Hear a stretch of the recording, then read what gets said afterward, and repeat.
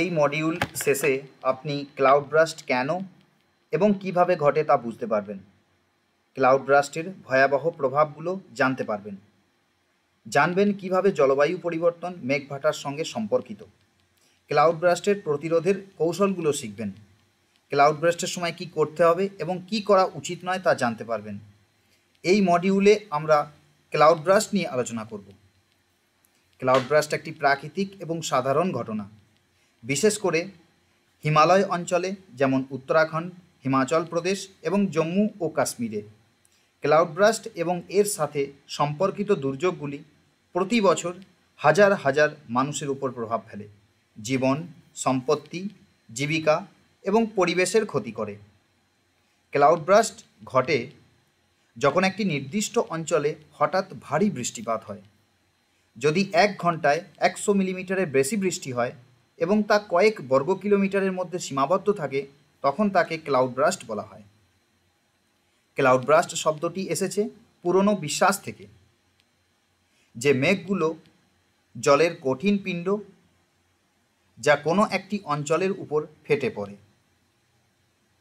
Cloud burst ঘটে কারণ মেঘের নিচ থেকে উষ্ণ বায়ু উপরে উঠে যায়, যা মেঘে আর্দ্রতা বহন করে। ধারাবাহিক বৃষ্টিপাতের পরিবর্তে বৃষ্টি নামতে ব্যর্থ হয়, ফলে মেঘের মধ্যে অতিরিক্ত ঘনীভবন হয়, নতুন জলকণা তৈরি হয় এবং পুরানো কণাগুলি উপরের দিকে ঠেলে দেয়। শেষ পর্যন্ত বায়ুর প্রবাহ ধীরে হয়ে যায় এবং মেঘগুলো আর বৃষ্টি ধরে রাখতে পারে না। এর ফলে একটি তীব্র বৃষ্টিপাত ঘটে, যা 1 একরের জমিতে 70,000 টন পর্যন্ত বৃষ্টিপাত ঘটাতে পারে। ভারতে ক্লাউড বার্স্ট সাধারণত পাহাড়ি এলাকায় ঘটে থাকে, যেখানে নিচু মৌসুমি মেঘগুলো উঁচু শিখরে বাধাপ্রাপ্ত হয়। তবে এটি অন্যান্য এলাকাতেও ঘটতে পারে। অনেক ক্লাউড বার্স্টের ঘটনা হিমালয়ে ঘটে, যা আবহাওয়া পর্যবেক্ষণের কেন্দ্রের অভাবে নজর এড়ায়। ক্লাউড বার্স্টের সাথে জলবায়ু পরিবর্তনের সম্পর্ক রয়েছে। অন্যান্য প্রাকৃতিক দুর্যোগের মতো এর তীব্রতা এবং ঘনত্ব প্রতিনিয়ত বেড়ে চলেছে। জম্মু কাশ্মীর, হিমাচল প্রদেশ এবং উত্তরাখণ্ডে ক্লাউড বার্স্টের ঘটনা আরও ঘন ঘন হচ্ছে। প্রতিনিয়ত এই ধরনের ঘটনা বেড়েই চলেছে। সাধারণত ক্লাউড বার্স্ট কেবল তখনই নজরে আসে যখন তা ব্যাপক ক্ষয়ক্ষতি এবং প্রাণহানির কারণ হয়। ড্রেনেজ এবং প্রবাহ ধ্বংসাবশেষ প্রবাহ দ্বারা অতি প্রবাহিত হতে পারে, ফলে ঢালের ব্যর্থতা এবং তীব্র ক্ষয় হতে পারে। এই পলি জমাট বাঁধা অবস্থায় জলের পথে একটি বন্যার পরিস্থিতি সৃষ্টি করতে পারে। এখন আমরা জানব ক্লাউড বার্স্টের কিছু গুরুত্বপূর্ণ প্রভাবের সম্পর্কে। যেমন প্রথম, ফ্ল্যাশ ফ্লাড। ফ্ল্যাশ ফ্লাড হলো হঠাৎ এবং বিপুল পরিমাণ জল দ্রুত প্রবাহিত হয়ে সব কিছু ধ্বংস করে দেয়। দূষণ, বন্যার জল নদী এবং বাস্তুতন্ত্রকে দূষিত করে দেয়। ধ্বংস, ফ্ল্যাশ ফ্লাড পলি এবং পলিমাটি বয়ে নিয়ে যেতে পারে, ফসলও ধ্বংস করে দিতে পারে। ভারী বৃষ্টিপাত ভূমিধস ঘটাতে পারে, ব্যাপক ক্ষয়ক্ষতি করতে পারে। পরিকাঠামোর ক্ষতি, ক্লাউড বার্স্ট নতুন বিল্ডিং, পুরনো বিল্ডিং, সেতু ব্রিজ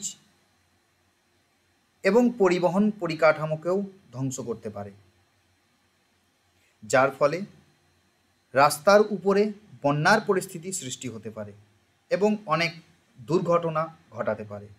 বিদ্যুৎ বিভ্রাটের মতো পরিস্থিতি সৃষ্টি ঘটাতে পারে। চরম আবহাওয়ার কারণে দীর্ঘস্থায়ী বিদ্যুৎ বিভ্রাট হতে পারে। ক্লাউড বার্স্ট ভবনেরও ধ্বংস করতে পারে এবং সেই ধ্বংসাবশেষের নিচে মানুষ আটকে যেতে পারে। এমনকি বাঁধের উপর প্রচণ্ড চাপ তৈরি করে, যার কারণে বাঁধগুলো ভেঙে যেতে পারে। ক্লাউড ব্রাস্টের কারণে পরিস্থিতি এমন উৎপন্ন হয় যে মানুষ বুঝতে পারে না কি তার করা উচিত। জলের সাথে যে ধ্বংসাবশেষ এত তীব্র গতিতে আসে যে মানুষ তার করণীয় কাজ করতে কোনো সময় পায় না। আমরা এই ধরনের প্রাকৃতিক দুর্যোগ পুরোপুরিভাবে বন্ধ করতে পারি না, কিন্তু উঁচু এবং সুরক্ষিত স্থানে যাবার জন্য যে সাবধানবাণী থাকে সেগুলোকে আমরা অনুসরণ করতে পারি। ক্লাউড ব্রাস্টের পরিস্থিতিতে নিম্নলিখিত কাজগুলো আমাদের করণীয়, যা একজন সাধারণ নাগরিকের করা উচিত। বন্যার পরিস্থিতিতে কী কী করণীয় তার একটি সঠিক পরিকল্পনা বানানো উচিত। সাধারণ জনগণকে এমনভাবে প্রশিক্ষিত করা দরকার যাতে তারা বন্যার পরিস্থিতির সম্মুখীন হতে পারে।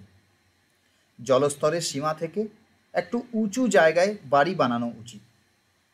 এলাকায় পর্যাপ্ত বন্যা প্রতিরোধক ব্যবস্থার থাকা উচিত। জলপ্রবাহকে দেখে আকর্ষিত হয়ে নদীর তীরে বাড়ি না বানিয়ে সবসময় আমাদের উচিত উঁচু জায়গায় বাড়ি বানানো, যাতে আমাদের বন্যার পরিস্থিতিতে ন্যূনতম প্রভাব পড়ে।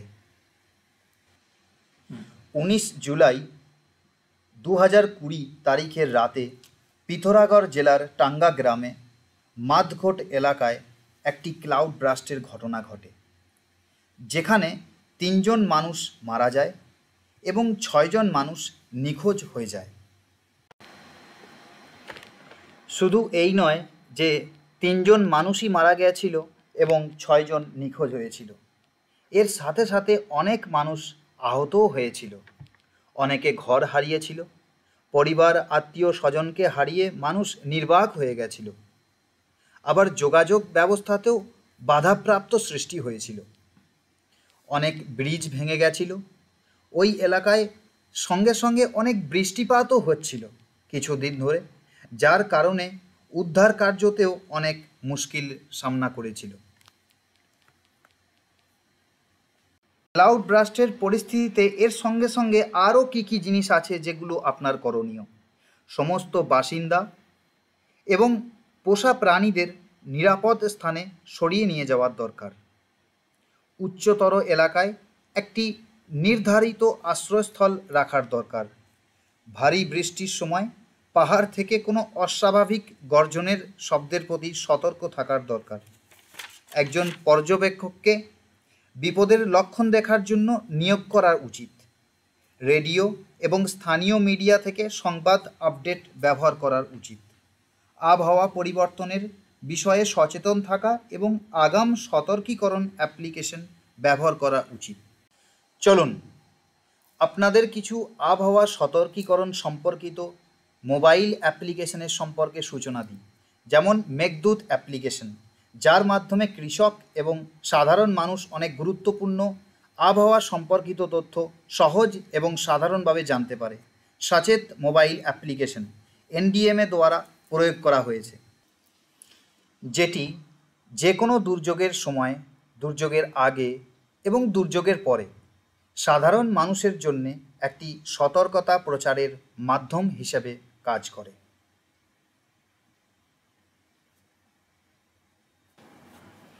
যদি সম্ভব হয় তাহলে আপনি এই পরিস্থিতিতে আপনার প্রতিবেশীদেরও সাহায্য করতে পারেন।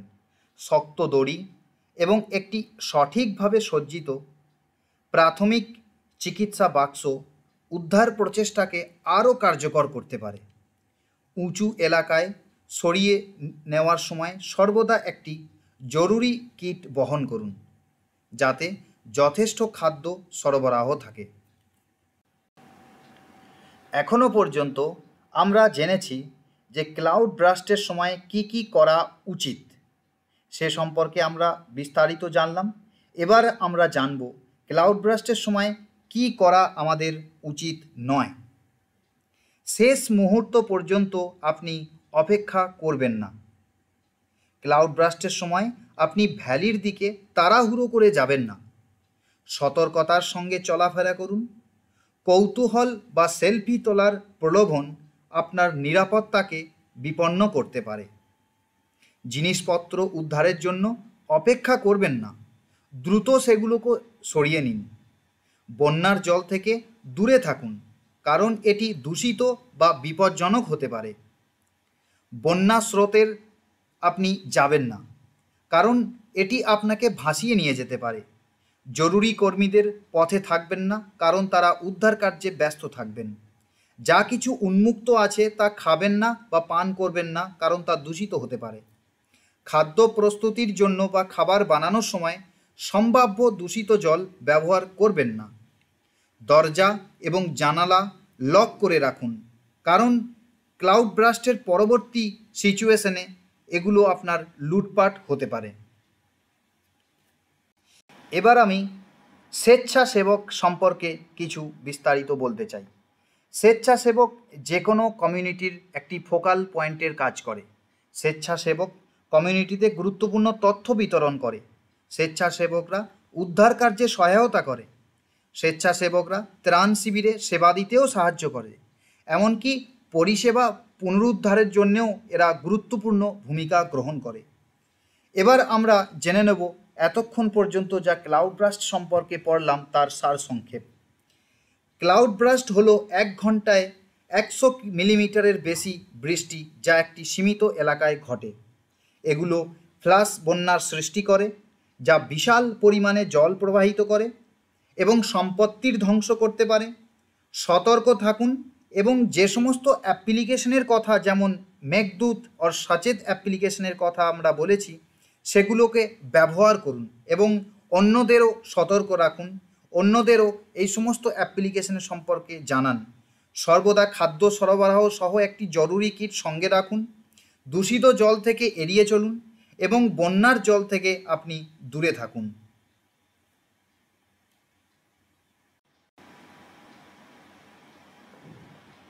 এখন আপনার জ্ঞান যাচাই করার সময়। মূল্যায়ন পরীক্ষায় সব প্রশ্নের সমান মান থাকবে এবং আপনাকে পাস করার জন্য কমপক্ষে 60% স্কোর করতে হবে। প্রশ্নগুলো আপনি ভালো করে পড়ুন এবং সঠিক উত্তর নির্বাচন করুন।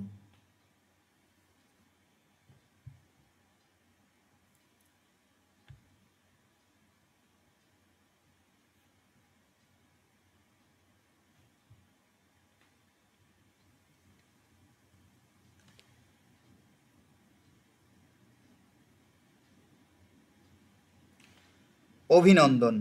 এই মডিউলটি সম্পন্ন করার জন্য আপনাকে অভিনন্দন।